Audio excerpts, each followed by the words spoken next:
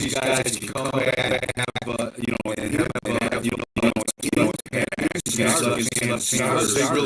they really need Fry get him against left Sunday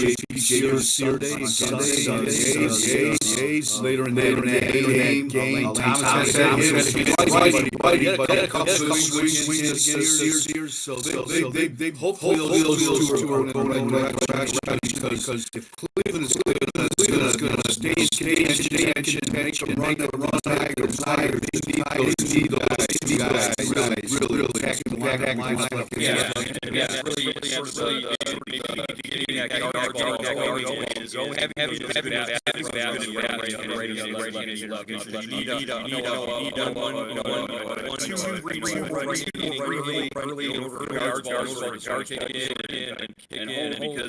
it's not just enough to pressure on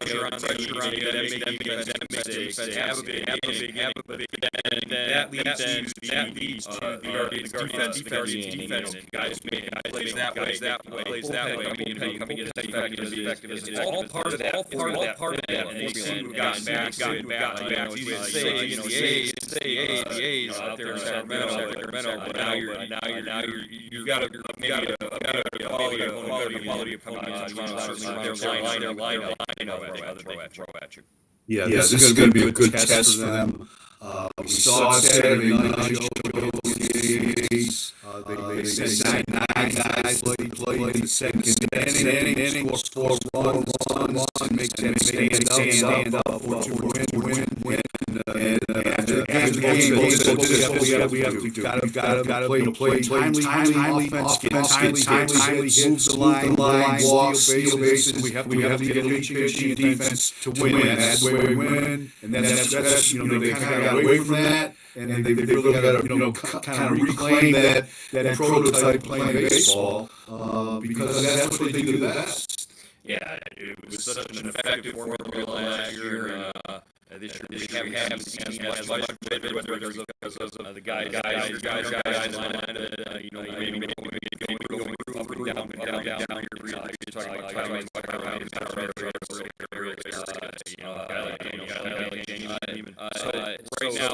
right now, this is the homestand. Guys come back.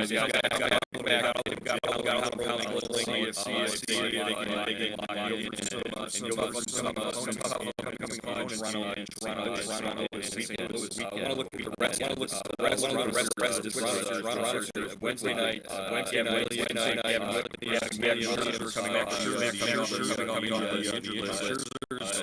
Scherzer's 137 years old, but he's still got something in the tank. Yeah, Scherzer, Guardians, and Guardians fans really with those guys, Detroit, Bulldog, but he's just not held last years. But when he's on, he knows all the tricks. Still got Velo. It's going to be a good test for Guardians. And I'm really coming off really scoreless innings. Coming off really last scoreless innings. Left one lead. Maybe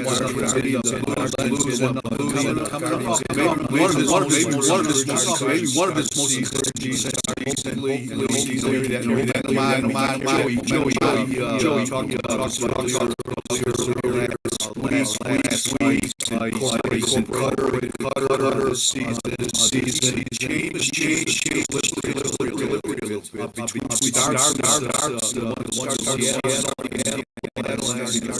the Giants change footwork.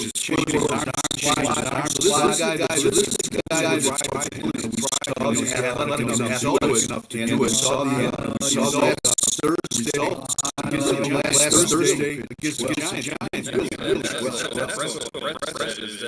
Not only you work all off-season, you all spring training, you find your mechanics, and then make it during the regular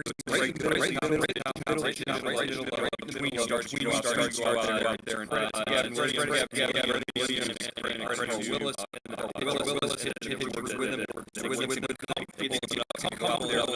with him, not just between go out there on the mound in a game with 30,000 watching. And what says a lot about what he was willing to do. It says a lot when he's willing to go out there and go out there and have the team win. So go out there and have the team win. A lot of credit to the getaway game,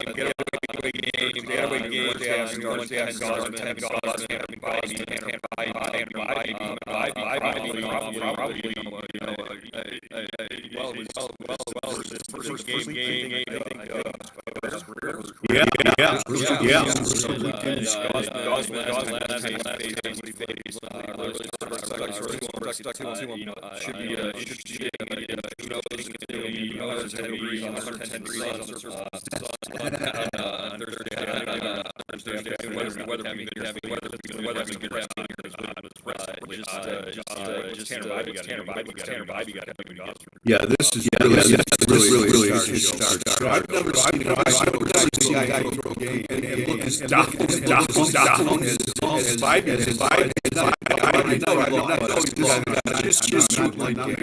But this is a guy gave up, scattered 11 hits, something that no one said pitchers done since Shane Bieber in 2020, and he was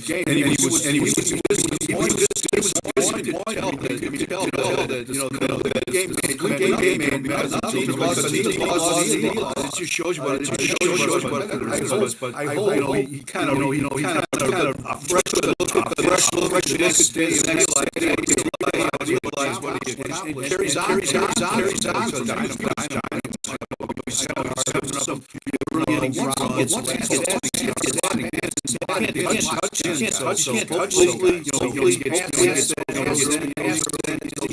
Just rolling.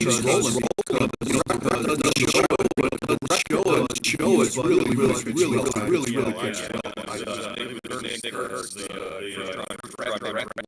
Last season, who's already got really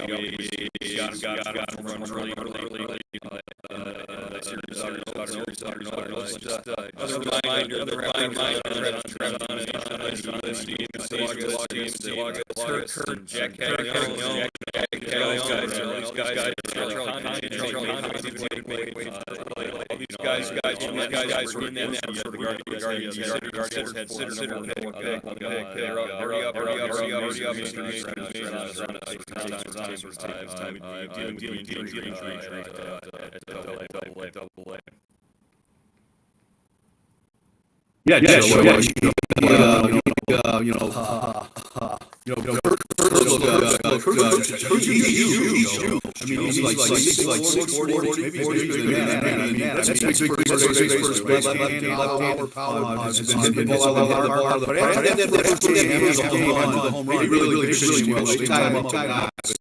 You can see a little bit of experience. Did a nice job.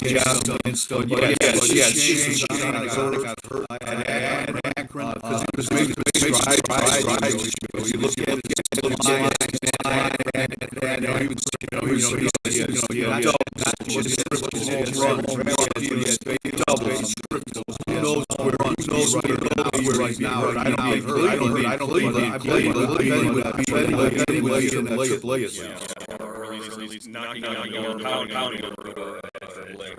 at this point. I want to take you back to last week.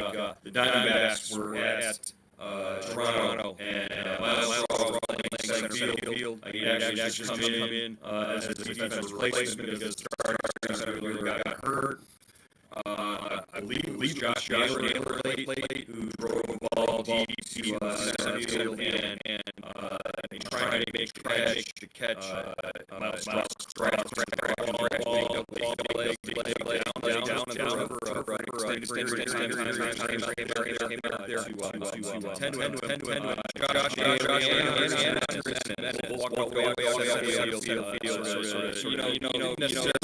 necessarily anything, but there as president, sort of, what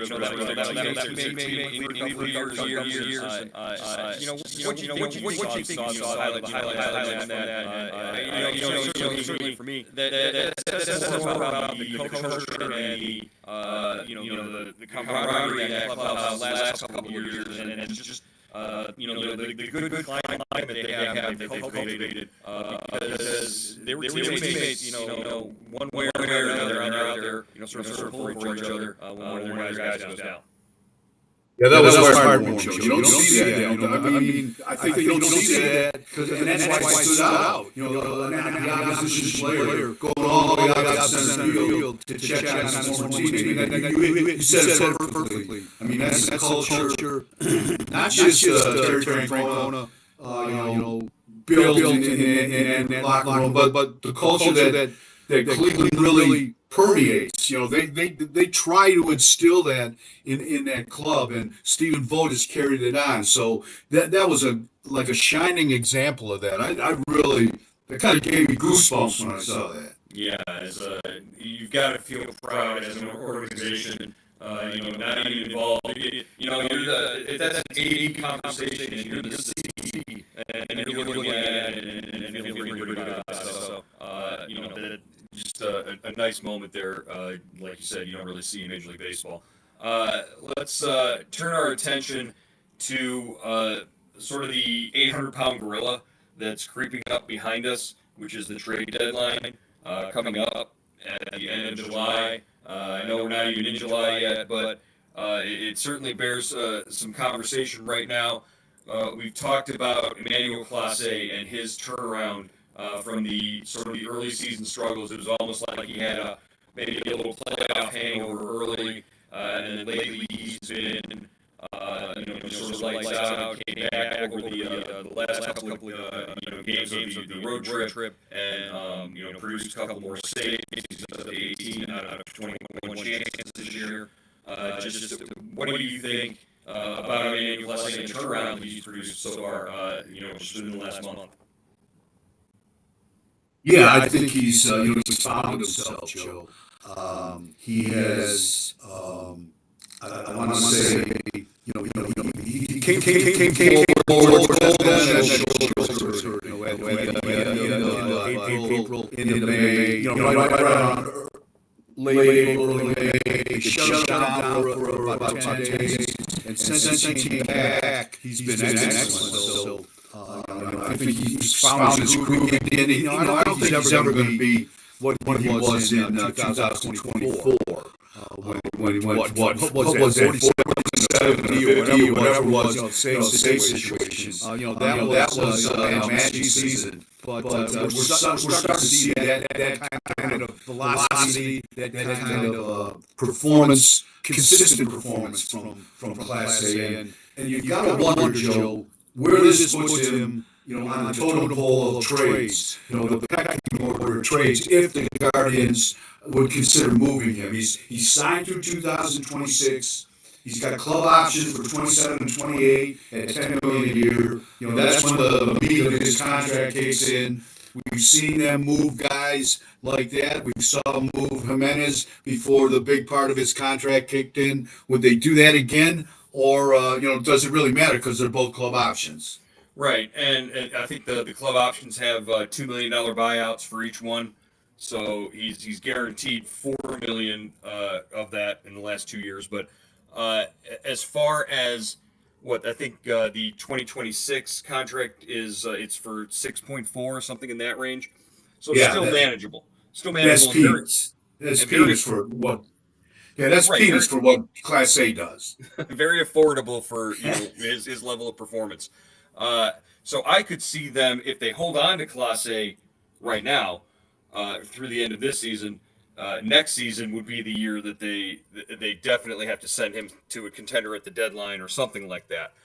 The problem with it this year, I think, is if you're going to trade him, the teams that you would want to send him to aren't sort of in the market for an elite closer. They're teams that are packing in the season or not going to make a concerted effort to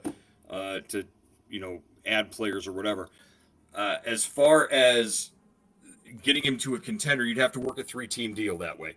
You would have to identify somebody from a team that's sort of hanging around in the middle, and work that with a three-way deal with a team like a Dodgers or a Mets or a Phillies, who are all in desperate need of back end of the bullpen help. Yeah, that makes sense, Joe. That makes sense. And they're kind of caught in an interesting situation right now. You're in the wild card hunt. You're 8.5 games back in the division race. Are you in or are you out? And so the next 2 or 3 weeks will see, that will decide that factors regarding the trade deadline. But you've got one of the best closers in baseball on a contract that you can live with. Do you really trade him? Do you have to trade him? I don't know. That's why Chris Antonetti and Mike Chernoff get the big bucks. Yeah, I can tell you one thing: if they hold true to their pattern, he will not be pitching for the Guardians in 2027 or 2028. That's $10 million a year. They don't do that. So, yeah, I can see something happening. If not this season, then definitely around this time next year, as far as Emmanuel Clase goes. And there are like those teams that I mentioned, the Dodgers, Phillies, and Mets. They might not even have the resources or the prospect capital that the Guardians are looking for, and that's why you have to introduce a third team in that regard. To you want to get your players that you're targeting, and the way to make that work is to send him off to one side and get what you're getting back in return from another. Yeah, they're great at working at those three-team deals. They always seem to be able to bring the third team in at the last minute to manipulate the player exchange and get the guys they want. Yeah, that's the way we're used to seeing something like that. Especially we've seen that with the Trevor Bauer deal that brought back Yasiel Puig and Franmil Reyes. We've seen that a number of different times in the past. My position was, are they going to make a big bold move? Are they going to make a big trade to bring in, Ray Howard, somebody like Marcelo, somebody like Garcia? Is that something on the radar for this team? I still don't get the feeling that they're do it. They usually don't make trades like that.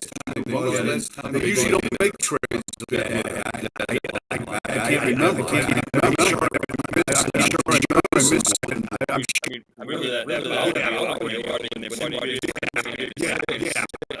I don't think those were between now deals. I really don't think that was the case. So, and really, you got to go back to last time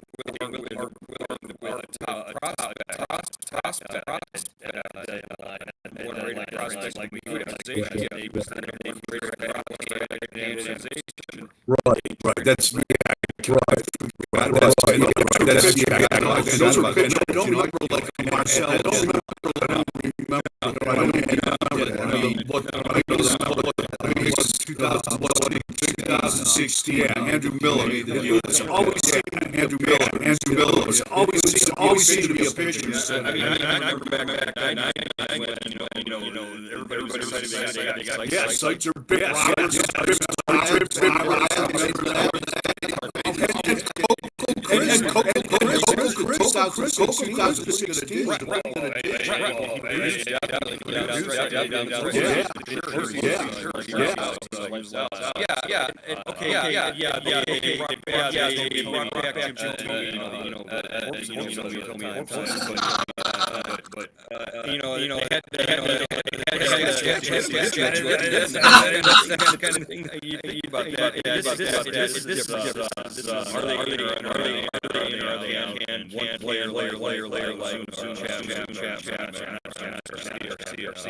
make it difference. See if it happens. All right. Wrap up today's podcast. Apparently,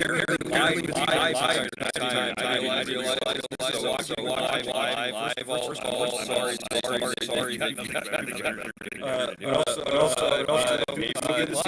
Again, live. Interesting. The new podcast format for me is still uncharted. So we'll work out what we can. I think going live, Quincy. I would